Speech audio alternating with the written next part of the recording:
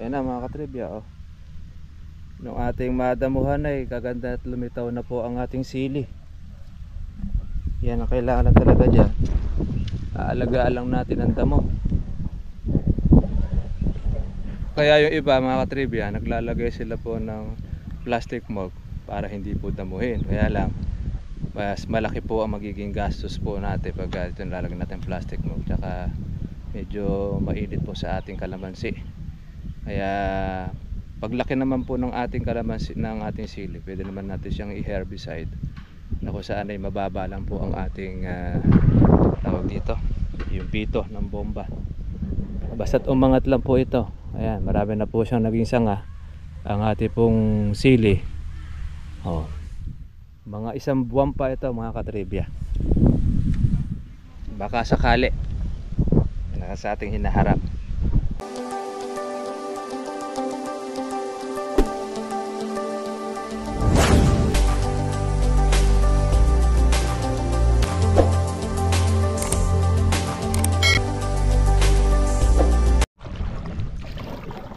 Ay maganda umaga po sa inyo mga trivia at welcome po sa aking YouTube channel. Ngayon po ay dadalawin po natin yung ating pong farm, yung ating kalamansi na nalubog po sa tabing ilog, para makita po natin kung siya ba ay makakasurvive o hindi. Madali na naman pong humupa yung tubig dito sa Sangguniang. Ito po ay ilog po ito ng papuntang Arayat, Pampanga. Ang ilog ng Pampanga River dito po sa Cabiao. Ngayon ito ang ating kasama, ang ating bakero. Hindi, ang ba sabihin ng captain? Si Kapitan. Kapitan ng bangka. Kapitan Bernabe Reyes. Ayan. Pagka po gusto nyo gumawa na meron na po tayo dyan. Just called Bernabe Reyes. At tayo po ay kailangan pala ilagay natin yung number ni Bernabe rito para kung gusto mag-joyride. At available si Bernabe, so pwede. Ayun, pasok na pasok. Alam ka problema. Ito. Mahalon man ho, hindi. Ala pong ka problema. Sanay sa bangka to si Bernabe. Mga kababayan. Pero ko ba Bernabe, sanay ka ba lumangoy? Langoy itik, pwede rin daw. Ayan. Masarap lumulot. Masarap lumulutang. Puro ang langoy ni Bernabe, puro pasisid eh. Ayan. At medyo mas malaki yung bahana ito kumpara doon sa nakaraan noong bulan doon sa Metro Manila. Ano bang bagyo yung nakaraan? Nalimutan na natin. Ngayon na yung bagyong Enteng.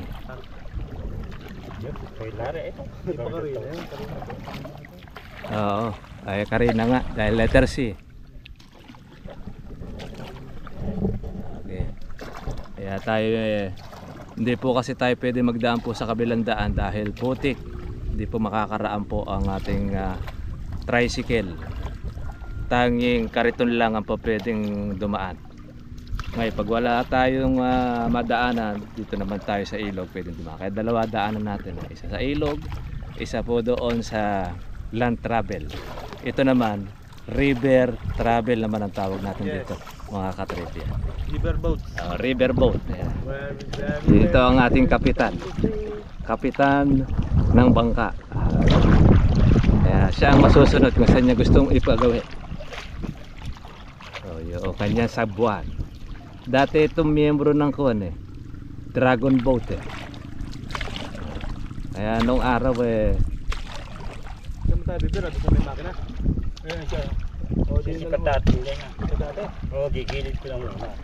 Gigilid na tayo muna, no? Parang mas okay doon, sa may sa kabila. Sipat. Ayun na yung kalamansi namin, ayun. Buhay na. Lumito na naman uli Mabilis lang mabilis lang humupa Ayan, ganyan yung kalamansi. Basta't madali pong humupa po yung tubig, buhay. Ang masama lang mag-i-stay ang tubig. Pag nabaha ay patay po ang kalamansi. Kaya tinanong natin po ng kalamansi yan dahil di naman tumatagal. Igilid mo nga sa kangkungan na yan kung malapit ka lang po.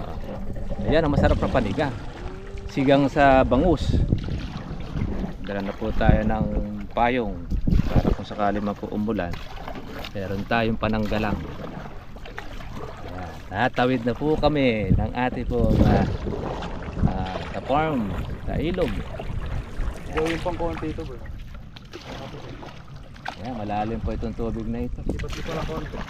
Mabilis kumate, ano. Ayan, eh.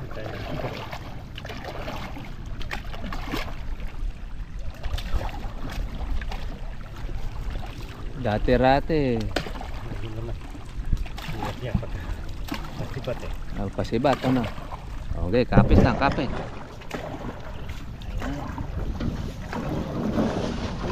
Okay. Kasi-kasero pa si Bernab eh. Pero nga yan. Anong gato? Sakto. Sakto eh. Okay.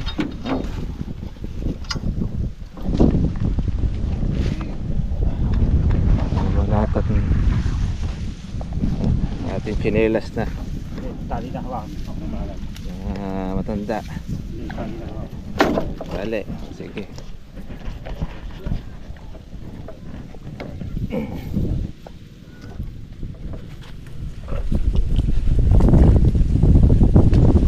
Kaya mo nang dalhin yan. Okay.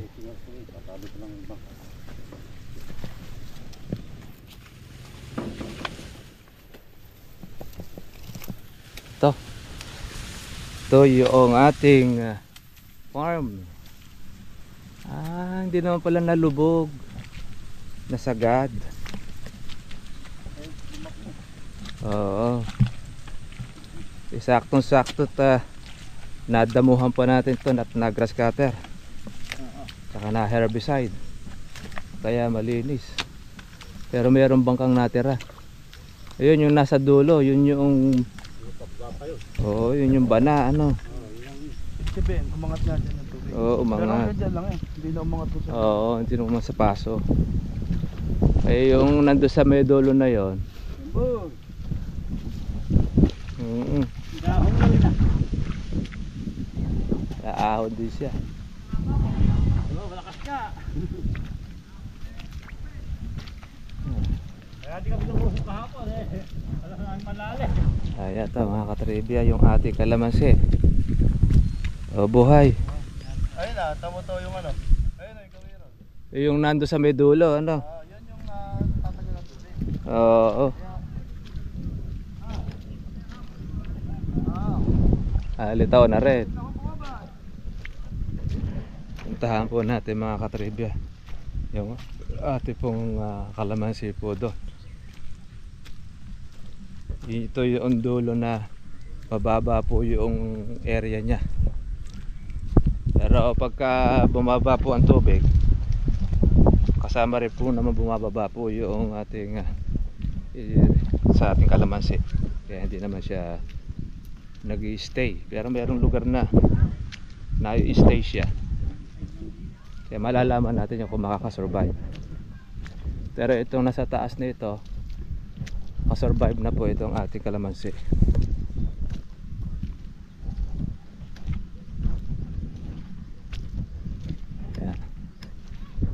Ayan, lalaki na po ng kalamansi natin dito. Kitang kita na eh. May bunga pa siya.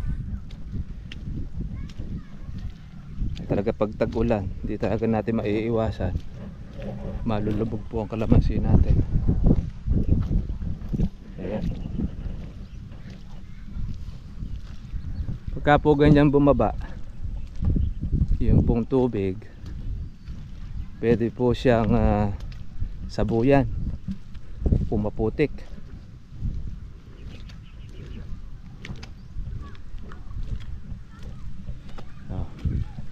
Pero tayo kalamansi na medyo nahapay ng konti ito.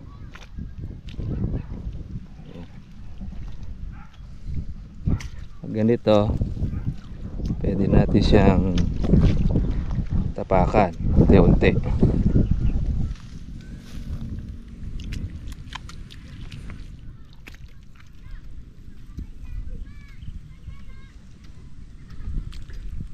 Bawa kayo mga katribya, nalubog po ang inyong kalamansi, tapakan nyo po yung mga puno para hindi po magbahay po ang tubig.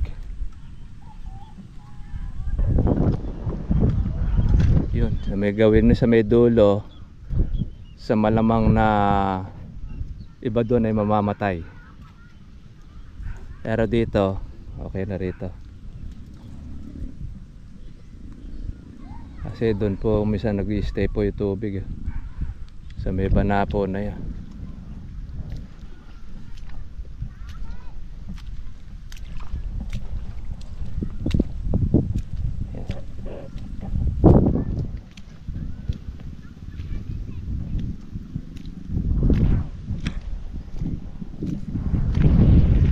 Litaw na ang ating kalamansi, mga katribya. Doon po sa mga nalubog na gulay, lalo na itong haharvestin na, sigurado wala na po yun. Sa kalamansi, yan ang kagandahan po sa kalamansi, hindi po siya agad namamatay. So madali po siyang lumitaw sa baha, mabubuhay ang kalamansi.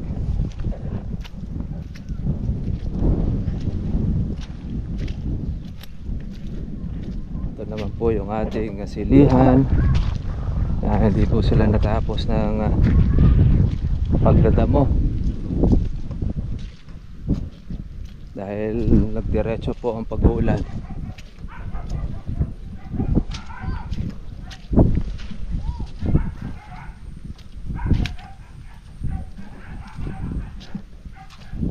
Marami na ulit tayong gagras katirin.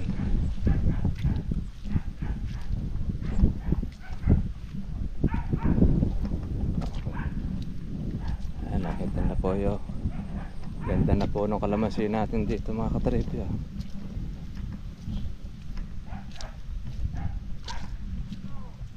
Ayos na. Yan.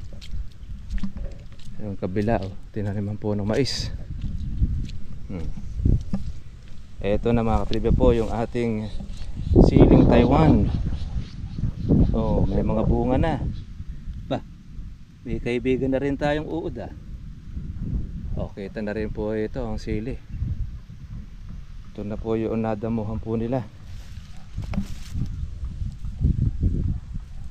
Yan, At mailabas po yung sili natin sa damo.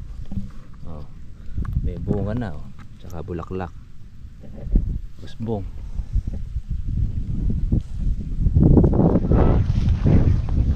Ayan.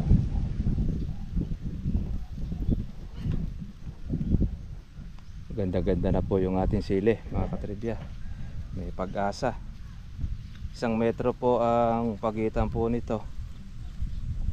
Yan, meron tayo ibang mga hulipin.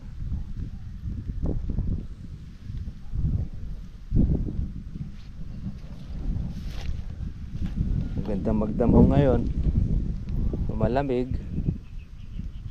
Kaya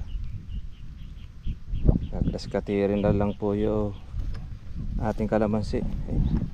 May nasangal. Ito na yung kanilang nadadamuhan. Importante dyan, mailitaw ang ating sili. Pagka nalitaw na siya, maganda na ang resulta. Tapos huwag lang siya mabagingan. Ito, maganda itong ginawa na ito. May kasama na siyang gambol.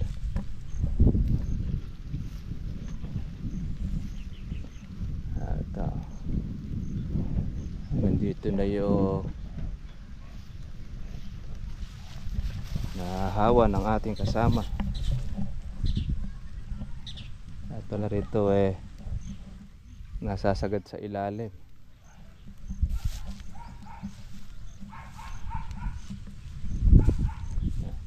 Pinalakihan po natin ang pagitan po ng ating sili para lumabong siya.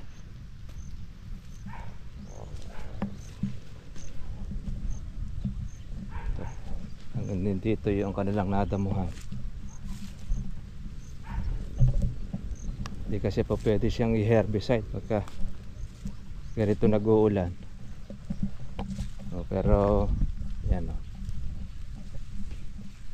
Papakita na po siya ng meron na tayong naaamoy, konti pa, mga 1 buwan pa ito. Basta't makalabong, makaligtas po doon sa ating damo mga katribya, malaki po ang maitutulong nito sa atin. Ito na rin po sa ating katrabaho mas makakalusot. Ito naman po yung ating siling panigang. Kaya po tayo lumusong dahil papalagay tayo rito ng ating pataba, organic fertilizer na mayroong halong sulfate. Ganda na po nitong ating panigang. Mabilis lang po kasi ito mga katribyan lumaki. Ayan o. Pag magtatanim tayo ng panigang sa kalamansi, 2 tudling sa bawat pagitan. Kapag ka nag-aaraw, magpapatubig ka, makakahitit ng tubig yung ating silo, pati rin ang ating kalamansi.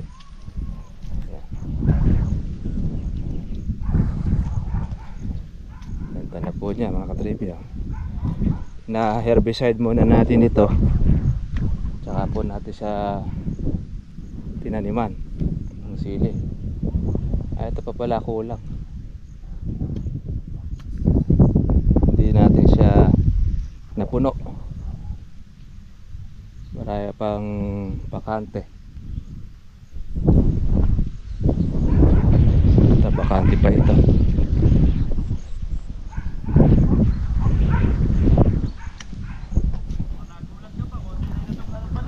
Ba't niya ka ba konti la? Na? Hindi, masinsin. Mas maganda kasi ganun dahil para pagka tinulusan. Para kuwan siya. Panigang kasi to, ganun lang talaga ito. Ibig sabihin kailangan pa pala ng kuwan niya. Mga 20 trade Pahigit pa. Marami pa ka akong itatanim do. Gusto mo, talong nga ka na natin din. Sadya. Hindi, sabagay, mura talong ngayon. Oo, tama naman yun. 15 tray lang yan, pagka sa talong. Ito, nagpula ka ba? Yung kalabasa yan doon. Kalabasa naman niya. Natin doon. Ito na po mga triba po yung ating kubo, yung balangkas nagawa na ni Bernabe unti-unti yung kusina kaya malaking bagay rin nag-i-stay si Bernabe rito tapos tumubo na yung kalabasa. Saan nakakuha ng kusot? Hindi, kuya. Kokopit. Kokopit yan. Oo, yan maganda sa pagkakawan. Sa sili pala pa pwede rito siling Taiwan. Hindi naman daw tito, pipikot. Oo. Yung kay Tito Bernabe. Hindi kokopikot. Pipikot. Pipikot na. Ay, agad na lang ng kalamansi na ako. Pero kataka ako ba? Kunti na pala kakoy na itanim natin ko 20 try. Iba kasi kuha nun. Iba kasi largo ng Mahaba pa pala pagitan. Hanggang dito pa pala pwede pang tanim Pero yung dalawang tubling nito, medyo mababa na gawin na ito. Lahat ng mababaw natin natatanim. Yung dalawang tubling nito, dalawang tubling na yan. Dalawang tudlay. Dito pwede na pala natin ikuan dyan, ibasol. Malabot naman yung lupa, di pa araro. Kung mayroong available na panigang, lalagay rin natin uli sa bangka. Basol. Puro basol naman yung ginawa namin. Hindi, doon sa may kuwan na yan. Sabagay, noong kuha kasi doon, tinubigan lang ninyo Ayun.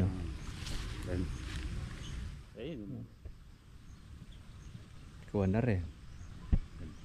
Pero para dito sa gitna na ito, iba ang kuwan ng kalamansi, ang ganda mas malabong dito. O baka naman kaya tayo nalalabungan na dahil sa damo.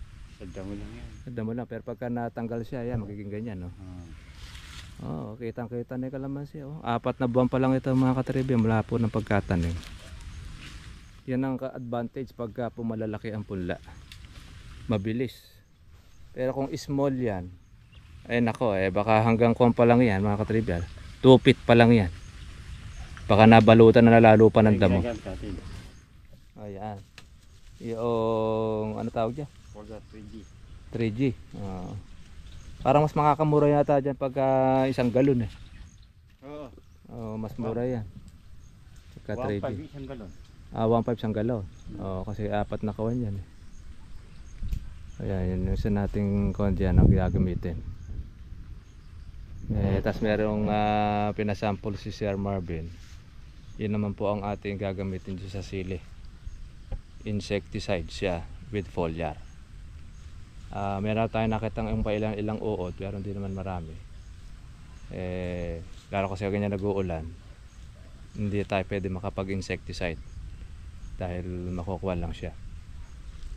Ngayon po mga katribya, ang sili po sa palengke sa sangitan kahapon naglalaro daw sa, ang asking price nung nakaraan na panood natin ay 2.5. Sabihin 250 ang siling labuyo. Sa panigang, umaangat na rin po ang presyo ng panigang. 80 na yata. 80 na ngayon, ano? Panigang. Ayun.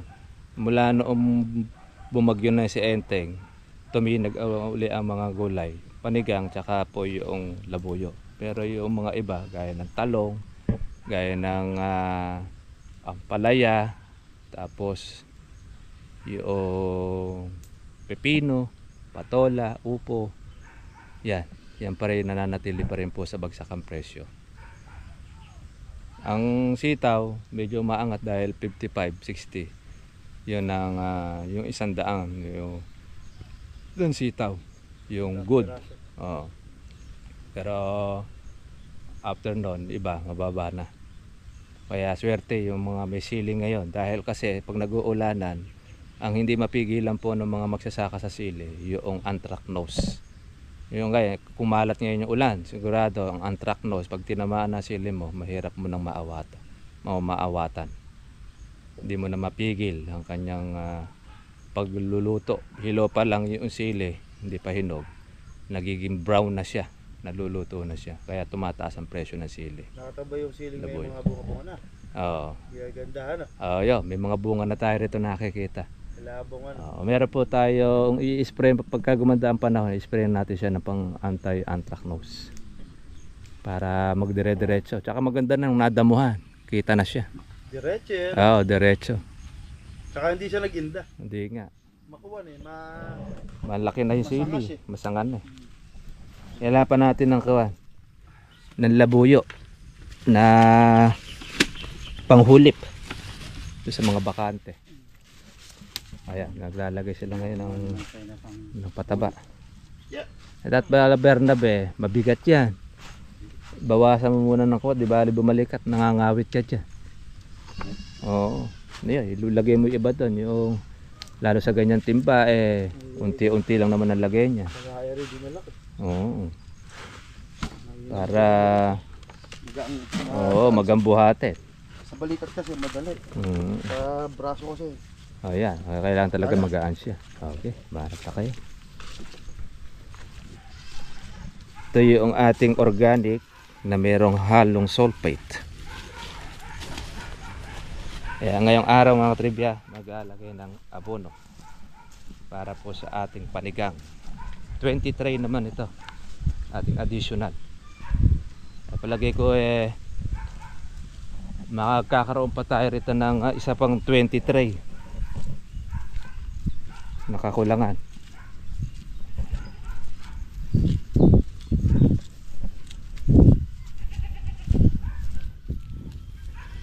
Para ito, sayang ito itong naararuhan na ito bakante, mataniman na natin ng sili ulit. Sa paggugulay mga katribya, talagang makikipagsapalaran tayo. Hindi po pwede na hindi tayo gagastos.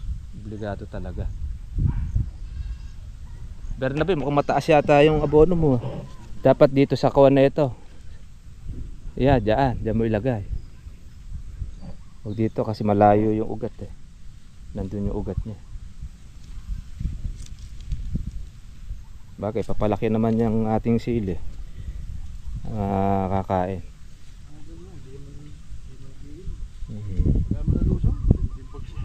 Bagay.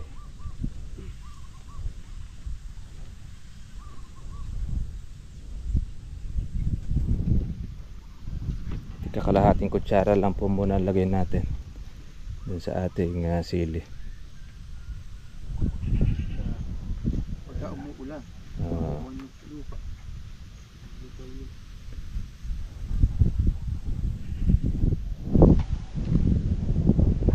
Kasi 8 din naman pala.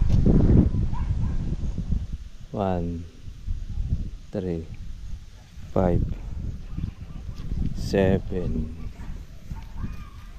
9 11 13 15 16 17 19 20.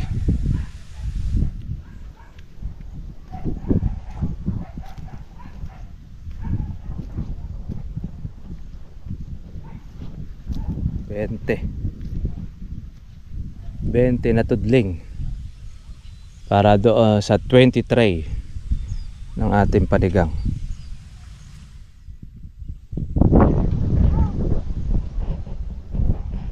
Yung ating siling Taiwan, ayan.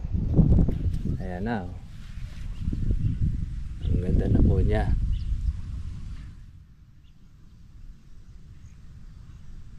Yes.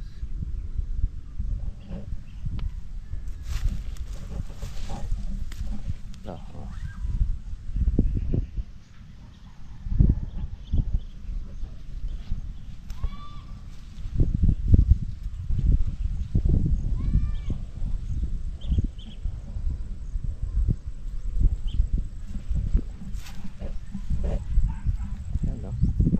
Mga katribi,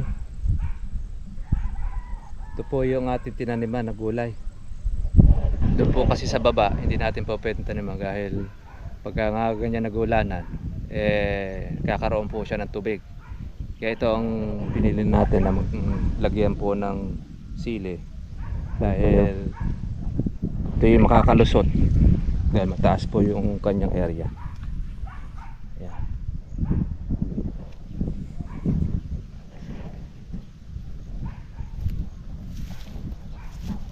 Alas 10 pa lang tayo mga katribya, pero ang ganda ng panahon, makulimlim. Wala pa yung ulan niya.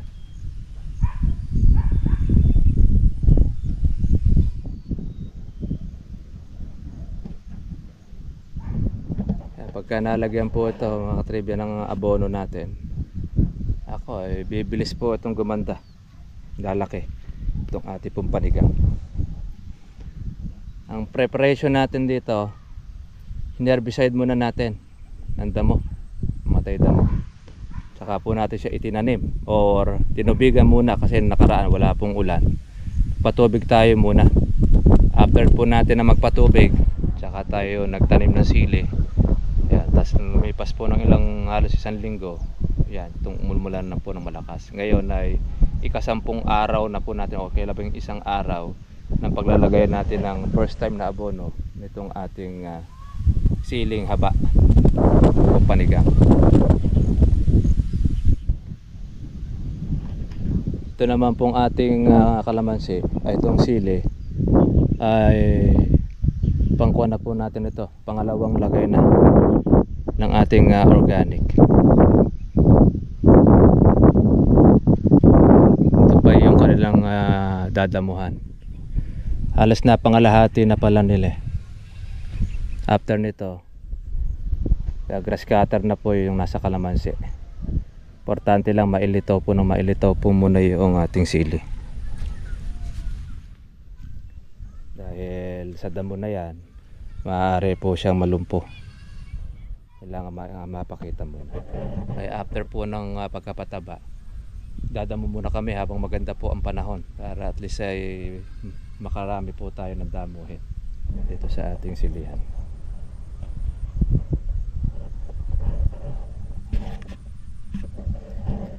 Paano mga katribya? Dito na lang po at hindi naman po pala masyadong inabot po itong ating ibabaw, pero yung ating kalaman sa ibaba, bagamat inabot po pero mga buhay naman siya. Wala na pong ganong maraming putik. Ito pong baha na dulot po ni Entek. Pero kung kasi po yung mga katribya po ay marami pong putik, naku po, talaga nga namang marami pong mamamatay po sa ating kalamansi sa tinanim. Talaga pong ganon, pag mabaha may namamatay, palitan na lang po natin uli sa susunod. Pero ngayon, may hirap po tayo magpalit ngayon dahil baka mamaya di natin alam po yung panahon. Pagka nagtagaraw na lang, doon na lang po natin siya hulipan ng ating kalamansi. Mabilang muna ko lang po yung mga hindi po nakasurvive para yun po ngayon ang ating kukunin uli para maitanim. Ayan. Ito ngayon mga katriba po yung ating dadamuhan. Mag-uumpisa po tayo ngayon. Ang ating pong pagdadamo, manual. Para po matanggal po natin ang ating pong baging mga katribya. Ito at natawag nating agingay. Minsan yan nabubuhay ito pagka natungtong uli sa lupa yung ugat. Ito at natanggal natin po yung lupa niya pag natin binunot.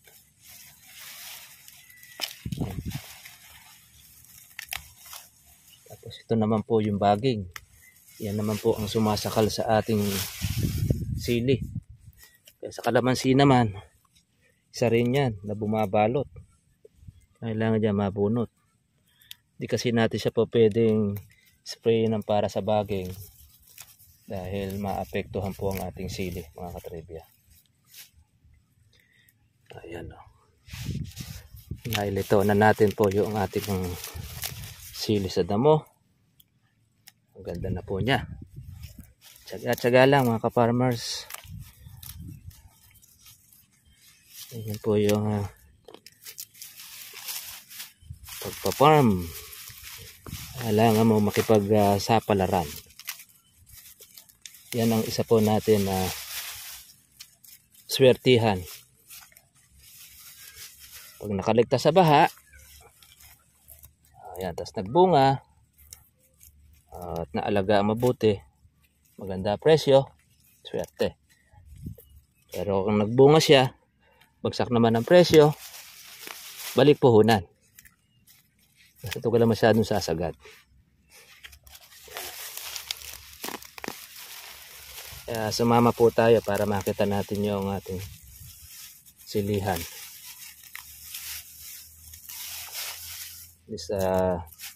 Makita natin po yung ating nauhunan ritong puhunan. Ganda na po siya. Nagagastos na po natin dito mga katribya sa ating pagsisilihan. Maabot na po ng 30K. Doon sa ating 50 tray at dito sa 20 tray na panigang. Medyo malaki ang kuha natin dahil sa paararo. Tapos herbicide natin yung ating pambili ng insecticide. Saka yung papunta-punta rito, pagkain po ng ating mga tauhan. Ayan. Kaya malaki na po yung ating nagagastos dito sa ating sili na wala pa po tayong naaahon po dito na inaani. Kung hindi natin aalagaan mabuti, ako, mababaliwala po yung ating nilabas po na puhunan. Di bale, basta't mabuhay lang ito, makaligtas po sa baha. O kahit magkano abutan natin, maabot tayo rito ng 100 ng 1 kilo. Pagka wag lang siyang tatamaan ng ating sakit na anthracnose. Siyempre, talaga kasama talaga rin yan. Pero, yan, tsaga-tsaga lang. Malay natin. Makasakali. Siyempre, nasa kung ano po yung kaloob na nasa itaas. Yun yung ating pagpasalamat. Ayan na mga katribya. Nung ating madamuhan ay kaganda at lumitaw na po ang ating sili. Yan ang kailangan talaga dyan. Aalagaan lang natin ang damo. Kaya yung iba mga katribya, naglalagay sila po ng plastic mug para hindi po damuhin. Kaya lang mas malaki po ang magiging gastos po natin pag ito lalagyan natin plastic mold, tsaka medyo mainit po sa ating kalamansi. Kaya paglaki naman po ng ating kalamansi, ng ating sili, pwede naman natin siyang i-herbicide na kung saan ay mababa lang po ang ating tawag dito, yung pito ng bomba. Basta't umangat lang po ito, ayan, marami na po siyang naging sanga ang ating pong sili. Mga 1 buwan pa ito mga katribya, baka sakali na sa ating hinaharap. Ito naman pong ating siling panigang, ayan, tapos na pong lagyan ng abono ng ating mga kasama, 2 tauhan. Ayan. Ang aming hatian dito, sakaling ito ay mag-harvest, lalabas muna namin po yung aming gastos, then maghahati po kami 3 hating kapatid. Kaya kailangan pagbutihan po ng bawat isa. Ako yung financer, sila po yung magtatrabaho sa ganung pamamaraan. Hindi lang po ang kalamansi ang inaasahan natin, kundi pati yung pagitan ng kalamansi pwede natin siyang pakinabangan ng mga gulay na po pwede na hindi po maiirita ang kalamansi natin.